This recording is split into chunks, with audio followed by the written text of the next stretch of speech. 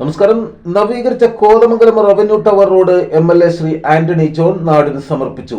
12 ലക്ഷം രൂപ ചെലവഴിച്ചാണ് റോഡ് നവീകരിച്ചത്. ഇതോടെ KSEB, PWD, bus stand, market എന്നിവിടങ്ങളിലേക്ക് പെട്ടെന്ന് എത്താൻ യാത്രക്കാർക്ക് കഴിയും.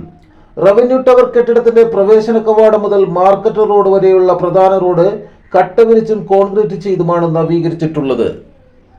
ഉദ്ഘാടന പരിപാടിയിൽ നഗരസഭാ ചെയർമാൻ ശ്രീ KK ടോമി എബ്രഹാം അധ്യക്ഷത വഹിച്ചു. ടെനന്റ് അസോസിയേഷൻ ഭാരവാഹികളായ ശ്രീ സോണി മാത്യു സ്വാഗതവും സെക്രട്ടറി ശ്രീ PH ഷിയാസ് നന്ദിയും പറഞ്ഞു.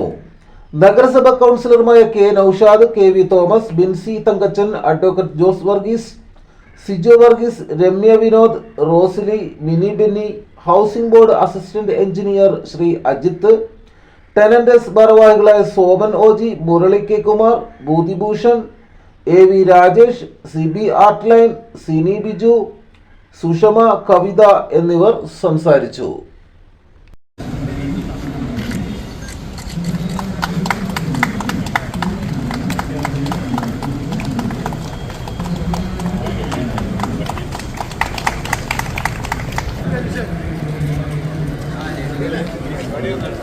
കൂടുതൽ ജനകീയ വാർത്തകളും വിശേഷങ്ങളുമായി വീണ്ടും കാണാം. നന്ദി, നമസ്കാരം. ജെ ടൈംസിനൊപ്പം ഷിയാസ്, കോതമംഗലം.